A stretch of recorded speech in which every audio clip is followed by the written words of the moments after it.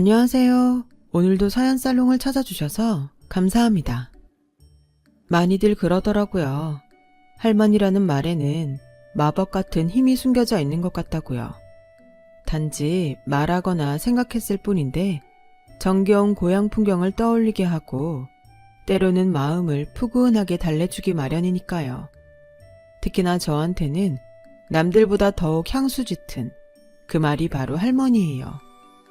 기억도 남아있지 않은 아주 어린 나이에 친부모님을 여인 탓에 할머니 손에서 거의 평생을 자랐거든요.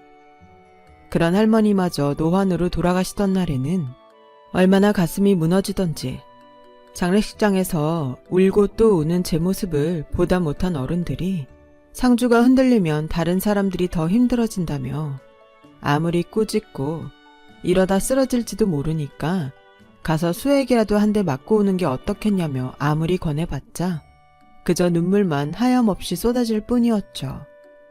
세상 유일한 혈육이자 부모님이나 다름없는 할머니를 떠나보내고 나니 마음이 자꾸 헛헛해지더라고요. TV에서 웃기는 개그 프로그램이 나와도 풍경 좋은 곳으로 여행을 떠나보아도 좀처럼 달래지지도 않고 차마 떨쳐낼 수도 없는 허전함이었어요.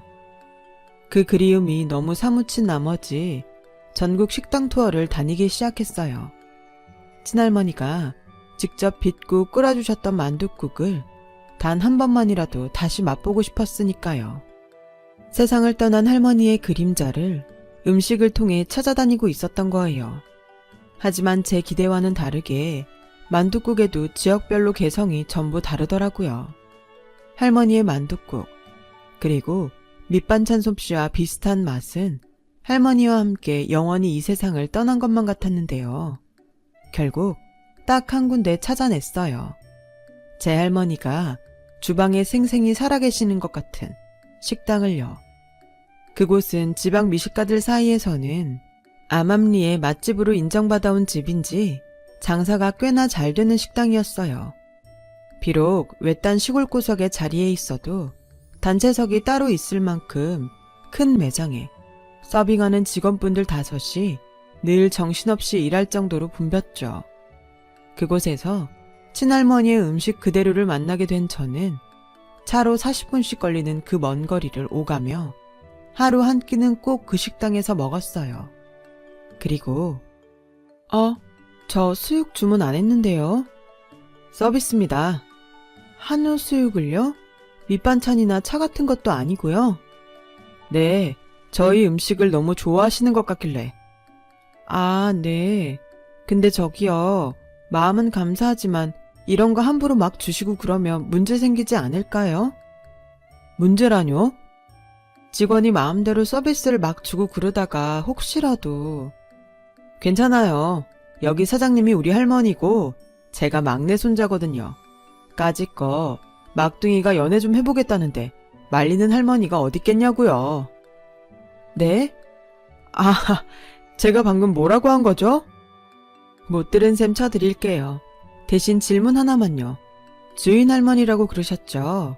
그럼 제가 맨날 먹었던 음식들도 할머니께서 만든 것들이겠네요? 당연하죠. 이제 그만 편하게 쉬셔라. 자식 손주들이 아무리 부탁을 해도 똥꼬집이세요. 식당은 주인장이 자리 비우는 순간 망해가는 거 순식간이라나 뭐라나. 아, 전 할머니 편입니다. 굳이 따지자면 틀린 얘기 아니잖아요. 어르신들 평생 하는 일손 놓으면 갑자기 확 늙어버리는 것도 사실이고요. 그러니까 할머님께 잘해드리세요. 오래오래 행복하게 사셔야죠. 암튼 그래서 이 집 음식이 맛있었구나. 할머니들은 원래 그런 존재잖아요. 분명 고추장 딱 하나에 밥만 쓱쓱 비벼주셨는데도 꿀맛이고. 그쵸. 손주 입에서 배고프다는 말 한마디만 나오면 무슨 전쟁이라도 난 것처럼 발 동동 구르면서 주방으로 들어가시고. 제 말이요. 인연이 되려고 그랬던 걸까요? 식당 홀 매니저로 근무하고 있던 막내 손자와 전 덜컥 눈이 맞아버렸고 정신 차려보니 진지하게 결혼 얘기를 나누고 있더라고요. 맙소사, 결혼이라니. 나에게도 가족이 다시 생길 수 있다니. 저에겐 식구들이 없으니 시댁 어른들의 허락만 떨어지면 되었던 상황이었어요. 하지만 내심 마음 한구석이 불안했어요. 식당 덕분에 큰 부잣집이 되었다는 시댁과는 다르게 전 특별하게 내세울 것 하나 없는 그저 평범한 직장인에 불과했으니까요. 그러던 어느 날 집으로 한번 오라는 초대를 받은 저는 조마조마한 마음을 품은 채로 시댁으로 향했는데요. 반대라도 있지 않을까 싶었던 우려와는 다르게 저녁 밥상이 차려져 있더라고요. 소박한 가정식 스타일이었죠. 그리고 그 음식을 전부 손수 만든 사람은 시모도 손이 동서들도 아닌 시할머니였어요. 감격에 겨워있던 시할머니는 마치 친할머니가 돌아온 것과 같은 모습으로 말씀하셨어요. 우리 식당에서 매일 식사한다는 얘기 많이 들었어.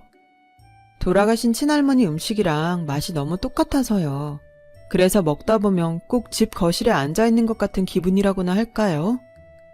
그래서 일부러 가정식 스타일로 차려봤어. 할머니를 그리워하는 만큼 집밥도 그리울 것 같길래.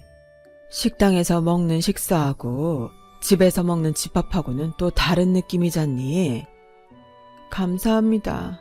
감사합니다.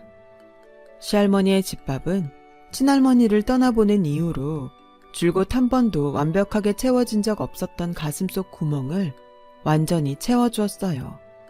먹는 내내 눈물이 흘러내렸죠.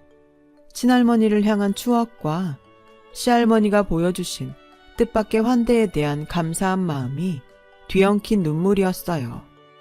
그런 저를 포근하게 다독여주시는 시할머니의 눈시울도 눈물로 붉어져 있었죠. 얼마나 외롭고 쓸쓸했으면 만난 밥상을 앞에 두고 눈물까지 쏟아낼까. 나도 부모 잃어본 적 있어서 잘 알아. 다 이해한다. 하지만 이제 괜찮아. 더는 외로울 일 없을 거야. 우리가 너의 가족이 되어줄게. 그렇게 결혼을 하게 된 저는 신혼집을 따로 마련하는 대신에 시댁으로 들어갔어요.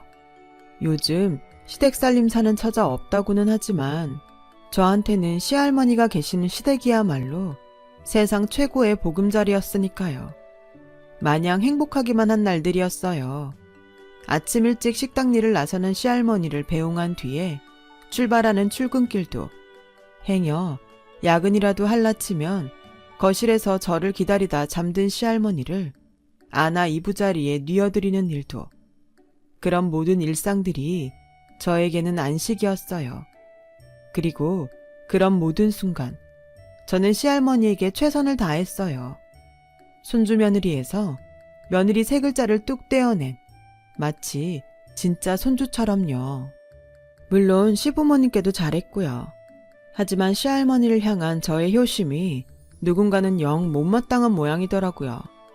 남편에게는 두 형수이자 저에게는 두 손이 동서였죠. 그 중에서도 특히나 큰형님이 시아버님께 제 뒷담화를 그렇게 해대더라고요. 아버님, 솔직히 막내 동서 행동이 좀 의심스럽지 않으세요? 내 눈에는 고맙게만 보이던데 뭘. 말이 나왔으니까 얘기지만 시부모도 모자라 할머니까지 모시고 사는 며느리가 어디 흔하다던. 친자식들조차 낳아주고 길러준 부모 외면하는 일이 남 얘기가 아닌 세상인데. 그러니까 더 이상한 거죠.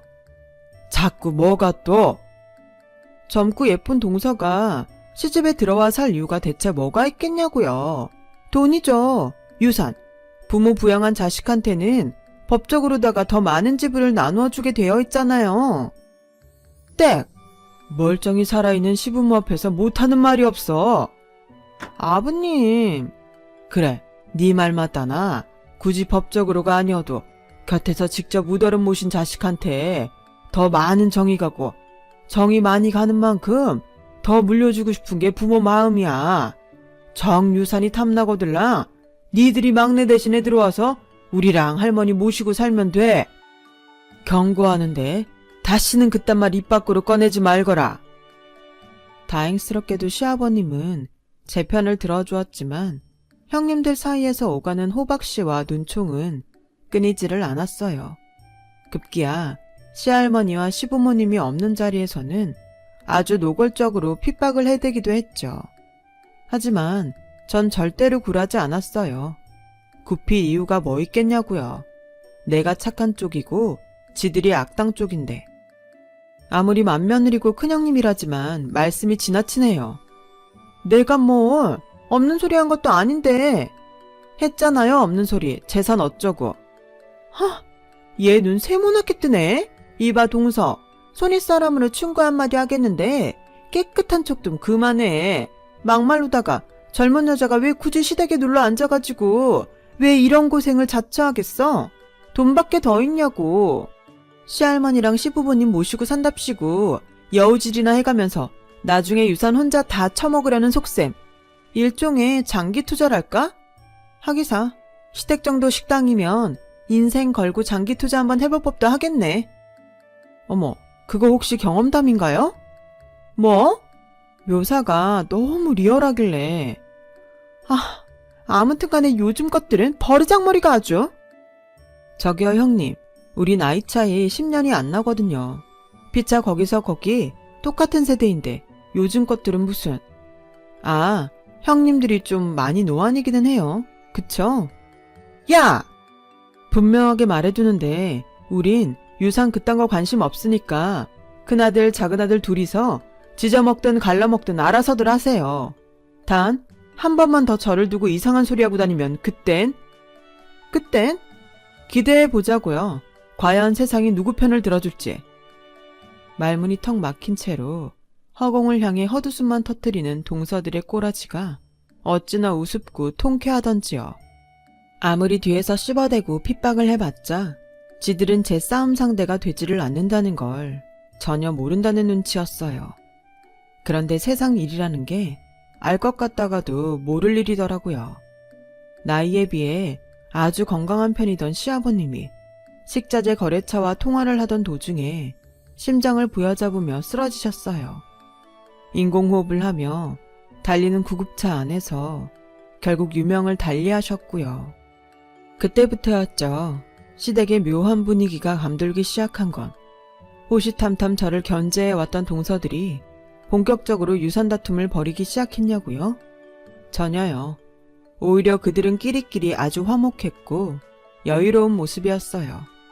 마치 서로 무슨 일종의 협약이라도 미리 맺어주었다는 것처럼요. 알고 보니까 제가 미루어 짐작했던 그 협약이 진짜로 존재하더라고요. 미망이 된 신모 사후에 저 빼놓고 모든 유산을 동선의 집들끼리 공평하게 나눠 갖기로 한 협약이요. 뭐 좋아요. 평생을 가난하게 살아와서 그런지 몰라도 유산? 아무래도 상관없었고 애초에 관심조차 없었어요. 핵심은 그 협약의 주동자가 누구인가 하는 문제일 뿐이었죠. 결론부터 말씀드리자면 시아버님의 장례를 마치고 채 며칠이 지나지 않아 저와 남편은 시댁에서 쫓겨났어요. 저희끼리 분가해서 행복하게 살라는 배려가 아니라 너희는 이제 남남이니 나가서 따로 살라는 통보였죠. 말하자면 의절이요. 잘못이라고는 눈꼽만큼도 저지르지 않은 저희 부부를 내쫓은 사람은 다름 아닌 시모였어요. 그동안 저를 음해해왔던 동서들의 행동을 뒤에서 조종해왔던 사람도 시모였고 시모 사후에 시댁의 모든 재산을 저희 부부는 쏙 빼고 동선의 집들끼리 나누자는 협약의 주동자 또한 시모였어요. 도무지 그런 상황을 이해할 수 없었던 저는 시모에게 따져 물었어요. 함께 살면서 저희가 할머님과 어머님께 큰 실수라도 했나요? 실수한 거 없다? 아니면 혹시 처음부터 결혼을 반대하시는 입장이셨나요? 제가 특별히 내세울 것도 없고 친정도 없는 처지라서요? 나 그런 걸로 차별하는 사람 아니다. 그럼 대체 왜요? 잘못도 없었다. 제가 못마땅한 것도 아니다. 근데 왜 쫓아내려는 거냐고요? 네가 아니라 네 남편을 쫓아내려는 거야. 네? 아들 둘은 다 나를 닮아서 다행이지만 네 남편은 너 그 시할매 얼굴을 꼭 빼다 박았거든. 얼굴만 빼다 박았게? 말투며 표정이며 하는 생각과 행동마저도 시할매 판박이지. 그게 무슨 말씀이세요? 신랑이 시할머니 손자니까 당연히 닮을 수도 있는. 어머님, 혹시 아니죠? 그래, 아니다. 셋 다 내 배 아파 낳은 아들 맞고 네 시아버지 핏줄 맞아.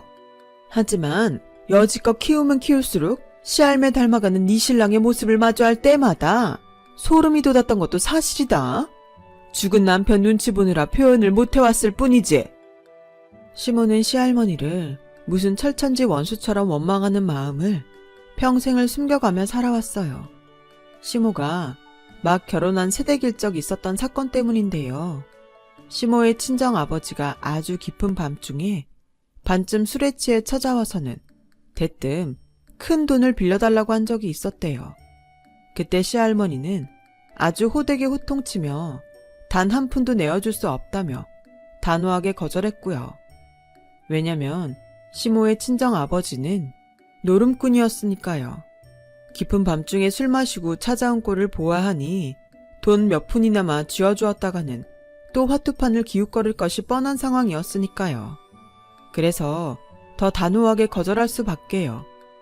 그런데 하필이면 그날 마침 술도 마셨겠다 눈앞에 둥둥 떠다니는 타투패들의 유혹에 넘어가버린 그 사람은 결국 노름판에 낄 돈을 마련하기 위해 금은방을 털다가 현행범으로 체포되었다고 해요. 그래서 시할머니에게 돈을 빌려달라고 요구하던 그 사람의 모습이 시모가 본 마지막 친정아버지의 모습이 되고야 말았어요. 시모는 일수꾼 빚쟁이들의 감시가 무서워 교도소 면회도 가보지 못했고 그 사람은 출소 즉시 위험한 빚쟁이들의 추격을 피해 어느 외딴 섬으로 숨어들었다가 결국 혼자 외롭게 객사하는 처지가 되어버렸던 까닭이었죠. 저로서는 도무지 이해할 수 없는 원망이었지만 시모에게는 친정아버지가 시할머니와 관련되어 시작된 사건으로 인해 돌아가셨다 라는 단순한 현실만이 중요한 모양이었어요. 왜 피는 물보다 진하고 팔은 안으로 굽는 법이라잖아요. 그런 생각들이 시모의 눈을 가리고 마음을 엉뚱한 적개심으로 채워버린 거죠. 그래서 결국 시모는 노름꾼들이 대개 맞이하는 비참한 결말에 대해서도 노름빚은 빌려주는 거 아니라는 상식도 시할머니에게는 아무런 잘못도 없다는 사실조차 제대로 바라보지 못한 채로 수십 년을 원망하며 살아왔던 거고요. 그런 사연들을 알게 되자 저에게는 아주 큰 걱정이 날아들었어요. 한 통 속인 시모와 동서들 속에 혼자 남겨질 시할머니 걱정이었죠. 좋아요. 나가서 살게요. 피차 얼굴 맞대고 살아봤자 좋은 꼴 못 보고 살 것 같으니까. 대신 조건이 있어요. 할머니는 저희가 모실게요. 얘, 너 보기보다 야망이 크구나. 그러는 어머님은 망상이 지나친 편이고요. 그냥 효도하겠다는 걸 가지고 무슨 야망식이나. 다 꼬부라지 노인네? 앞으로 살면 얼마나 산다고. 어머님, 데려가는 건 허락하마. 어차피 꼴도 보기 싫은 노인네 이참에 치워버리면 나야 좋은 일이니까. 대신 노인네 앞으로 있는 식당이며 재산들 한 푼도 건드리지 않겠다 약속하고 데려가. 노인네 죽고 나면 친정아버지가 당한 일에 대한 피해보상 차원에서라도 내 그 돈 전부 가져가야겠으니까. 그러죠. 어차피 유산 보고 할머니 모시는 건 아니니까. 하지만 당신을 모시고자 한다는 뜻을 밝힌 저희 부부에게 시할머니가 생전 처음 역정을 내며 말씀하시길. 여기가 내 집인데 가긴 어딜 가? 잘 알죠. 하지만 이게 다 할머니를 위해서예요. 시어머니가 할머니한텐 어떤 마음을 품고 사는지 벌써 몇 번씩이나 말씀드렸잖아요. 그니까 저희랑 가세요. 네? 일 없다 이거사. 꼴 보기도 싫으니까는 이 길로 썩 나가서 다시는 코빼기도 비추지 말거라. 돌변한 시할머니의 모습은 큰 충격이었어요. 대체 뭐가 어디서부터 어떻게 꼬여버린 상황인지 도무지 이해할 수가 없는 일이었죠. 그렇게 저희 부부는 결국 시할머니를 모셔오지도 못한 채로 시댁에서 쫓겨나고야 말았고 저는 한동안 또다시 허전한 날들을 보내야만 했어요. 다행히도 친할머니를 잃었던 때와는 다르게 제 곁에는 남편이 있어준 덕분에 아주 조금씩이나마 허전함을 이겨나갈 수 있었는데요. 그로부터 몇 달 뒤 매섭게 춥던 겨울, 직장 업무차 법원에 서류를 떼러 방문했던 저는 누군가와 부딪히고야 말았어요. 그 바람에 누군가의 손에 들려있던 서류가 바닥에 쏟아졌어요. 입으로 연신 죄송하다고 사과하면서 그 서류를 주워주다 보니까 성년 후견인 판결이 확정되었다는 서류더라고요. 바로 그 순간 누군가에게 서류를 건네던 저는 사색이 되고야 말았어요. 누군가는 시모였고 제가 주워 건넨 서류는 시모를 할머니의 성년 후견인으로 지정한다는 서류였으니까요. 성년 후견인 지정 사유가 제 억장을 무너뜨리고야 말았어요. 치매 걸리셨어요, 할머니가? 그렇다더구나. 덕분에 나만 논았고. 너도 알지? 내가 노인네 성년 후견이 된 그 순간부터 그 인간 재산 전부가 사실상 내 돈과 다름이 없어진다는 거. 덕분에 나야 논았지. 송장 치르기 전에 사실상 상속부터 받은 셈이니까 상속세도 한 푼 없지. 됐고요. 할머니는요? 괜찮죠? 많이 심한 건 아니죠? 괜찮으면 법원이 성년 후견인 신청을 받아줬겠니? 그때 시모의 표독스러운 표정을 바라보며 저는 형언할 수 없는 불안감에 휩싸였어요. 그 즉시 시댁으로 달려갔고 아니나 다를까 시할머니는 누구의 보호도 받지 못한 채로 방치되어 있더라고요. 다시 떠올리는 것만으로도 눈물이 쏟아지네요. 어쨌든 격분한 저는 급히 시할머니를 따뜻한 저희 집으로 모시고 난 뒤에야 시모에게 쳐들어가 한바탕 뒤집어 놨어요. 당신이 이러고도 사람이야? 짐승도 이렇게는 안 해. 노인네가 스스로 저지른 죄값 그거 전부 돌려받고 있는 셈 치자꾸나? 무슨 죄값? 노름꾼한테 돈 안 대준 거? 아님 세상 딱 하나 있는 며느리가 자기 엉뚱하게 원망하는 줄도 모르고 평생을 자상하게 대해주었던 거? 할머니가 대체 뭘 잘못했냐고 뭘. 남의 아버지를 죽음으로 몰아넣고도 지금까지 목숨줄 부지한 죄. 웃기지 마. 할머니는 잘못 없어. 그놈의 화투패 노름에 빠져서 비참한 결말을 자초한 게 누군데. 그러자 시모가 저의 뺨을 쫙 때렸어요. 가만히 있을 수 없던 저도 시모를 향해 손을 휘둘렀지만 제 손이 시모의 뺨을 때리기 직전에 멈추었죠. 그리고 말했어요. 당신이랑 똑같은 행동은 하기 싫어서 참아주는 줄이나 알아. 난 우리 할머니 모시면서 평생 사람답게 살 테니까. 당신은 계속 그딴 식으로 살아봐 어디. 계속 짐승으로 살아보라고. 그리고 기대할게. 당신 말 맞다나 그쪽이 저지른 죄값 반드시 돌려받는 모습을 보고 말 거야. 그렇게 저희 부부는 치매 시할머니를 모시고 살기 시작했어요. 처음에 저희가 모시고 나오겠다고 했던 날에 왜 그렇게 모질게 저희를 외면했는지 묻고 싶은 마음은 굴뚝 같았지만 천진난만한 어린 아이가 되어버린 시할머니한테서 대답을 듣기에는 무리였고 무엇보다 그런 건 중요하지 않았어요. 시할머니가 여전히 제 할머니고 제가 여전히 할머니의 손주라는 사실이 그저 감사할 따름이었죠. 하지만 치매 병수발은 듣던 대로 만만하지가 않더라고요. 특히나 평생을 음식을 하며 살아온 시할머니는 수시로 주방 소꿉놀이를 하는 어린이가 되었는데요. 그런 행동이 갈수록 잦아지고 정도가 깊어지더니 아침 저녁으로 식사를 준비하는 제 곁을 졸졸 따라다니면서 잔소리를 하기까지 이르렀어요. 또한 직장생활과 치매 병수발을 동시에 해내느라 갈수록 파김치가 되어가는 저를 새벽같이 깨워 마실을 나가자고 졸라대는 행동이 하루 이틀 건너 일상이 되었어요. 그때마다 시할머니는 새벽 도매시장으로 저희 부부를 이끌었고 군데군데 도매상에 불쑥 들어가서는 요크루트 하나 얻어먹고 나오기 일쑤였죠. 혹시 내 음식이 입에 맞지 않아서 그러시나 싶은 제가 눈코 뜰 새 없이 바쁜 와중에도 겨우겨우 짬을 내어 요리학원 수업을 듣기도 해봤지만 시할머니의 행동은 더 심해지면 심해졌지 나아지지는 않았어요. 그런데 제 고민을 들어주던 요리학원 선생님이 뜻밖의 말을 꺼내더라고요.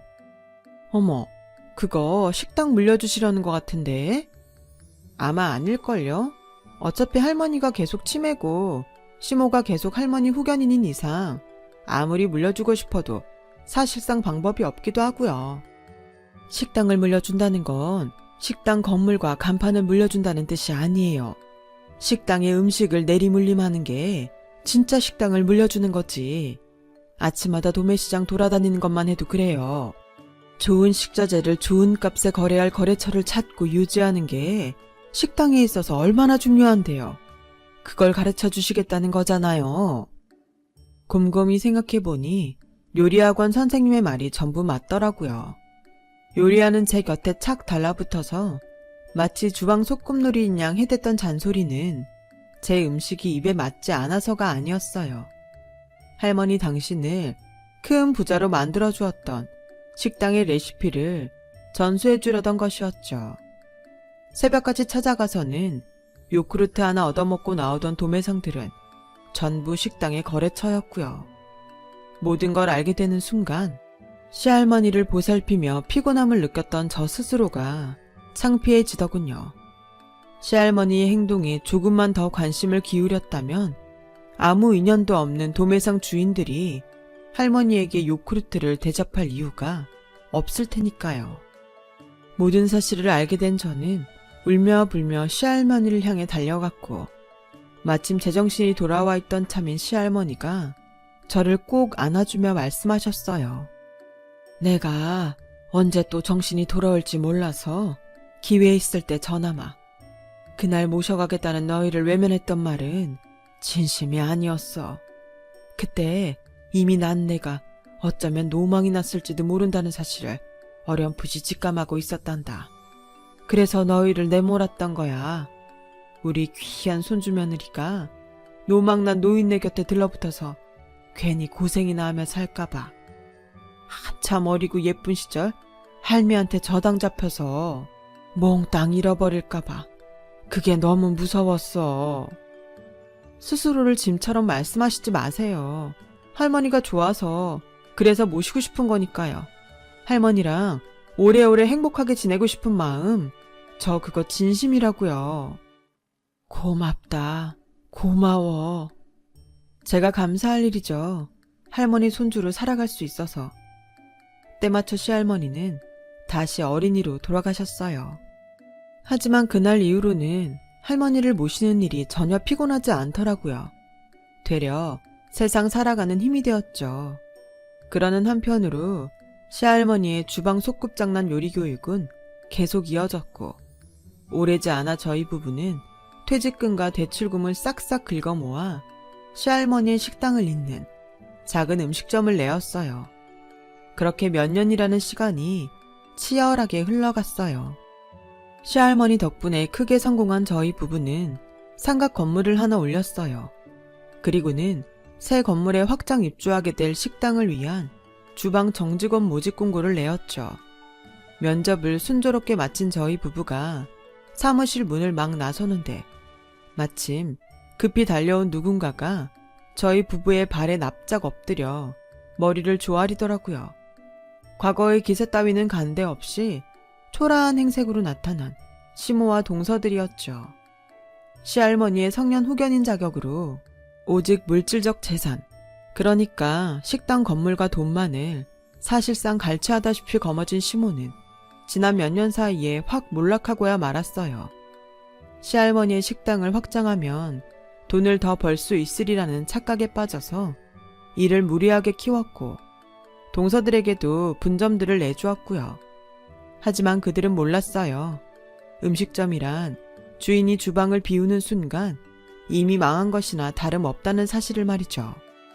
시모와 동서들이 주방 아줌마들만 믿고 강원랜드를 오가며 사치를 부리는 사이 본점과 분점 모두의 평가는 나락으로 떨어졌고 결국 폐업 수순을 맞이했어요. 폐업하는 과정에서 많은 빚까지 생겨버린 탓에 이 일 저 일 전전하다가 다시는 안 볼 것처럼 내쫓았던 저희 부부한테까지 찾아오게 되었고요. 인생 통으로 말아먹었다는 얘기는 들어서 알고 있었지만 이 정도까지 떨어질 줄은 몰랐네요. 그러게나 말이다. 세상 일이 이렇게 될 줄 난들 알았겠니? 글쎄요. 난 당신들이 무작정 식당 확장하고 분점까지 내고 흥청망청 놀러다닐 때 이런 결말 미리 예상했는데? 할머니가 저 결혼하기 전에 남편한테 했던 이야기가 있어요. 식당은 주인이 자리 비우는 순간 망해 나가는 거 순식간이라고. 그런 게 삶의 지혜와 노하우죠. 성년 후견일이랍시고 할머니 재산 싹 날려먹은 파렴치한 짓거리가 아니라. 그래, 축하한다. 성공한 거 아주 많이 축하해. 그래서 말인데. 괜히 뜸들이지 말고 얼른 말해요. 식자재 납품 시간이라 바빠요. 하나하나 직접 검수하고 물건 받거든. 먹고 살게 한 번만 도와주렴. 뭘 어떡해요. 분점 하나만 내줘. 실패는 성공의 어머니라잖니? 이번에는 반드시 성공시킬 수 있고 매달 수익의 30%, 아니 절반씩 너희한테 떼어주마. 와, 내가 평생 그딴 식으로 살아보라고 했다고 그걸 진짜로 이딴 식으로 평생을 살아버리네. 이봐요 아줌마. 뭐? 아줌마? 그래요 아줌마. 순서가 좀 바뀌었다고 생각하지 않아요? 반성하고 사과하는 모습이 먼저 아니냐고. 사과하고 있잖아. 무릎 꿇고 손도 싹싹 빌자니. 반성의 의미로. 뭘 잘못했길래 사과하고 반성해야 할까요? 내가 대신 대답해봐. 시할머니한테 그런 짓 한 거. 그니까 사과를 할 거면 할머니 앞에서 제대로 해. 내가 왜? 노망나서 앞가림도 제대로 못하는 노인네한테 뭐하러? 내가 이래서 당신을 짐승이라고 하는 거야. 도저히 사람이라고는 생각해 줄 수가 없어서. 이게? 그래, 나 망했고 너 돈 많다. 이제 속 시원하니? 한 가족한테 갑질을 해놓고 그러고 나니까 속이 시원해. 아, 이쯤 되면 차라리 고마울 지경이네. 일말의 동정심조차 품지 않게 만들어줘서. 이쯤에서 마무리 짓죠. 할머니가 우리한테 진정한 의미의 식당을 물려준 이유가 뭐겠어? 이 세상 딱 하나. 우리 부부만 당신 자식으로 인정하겠다는 뜻이잖아. 그니까 다시는 우리 앞에 나타나지 마.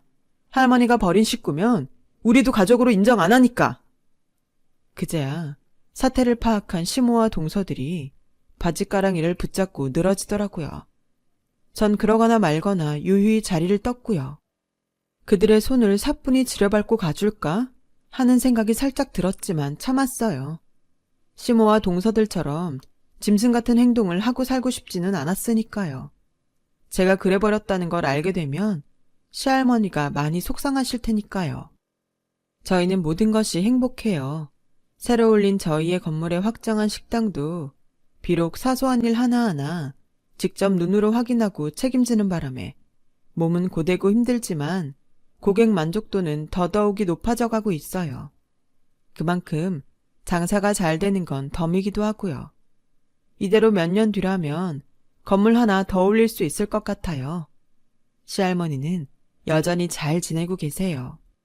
저희 곁에서 오래오래 살아주시는 것만으로도 무척이나 감사한 일이죠. 시모와 동서들은 어떻게 되었냐고요? 몰라요. 관심도 없고 알고 싶지도 않아요. 우리 가족에게 관심 갖고 사랑 주는 것만으로도 바쁜 세상.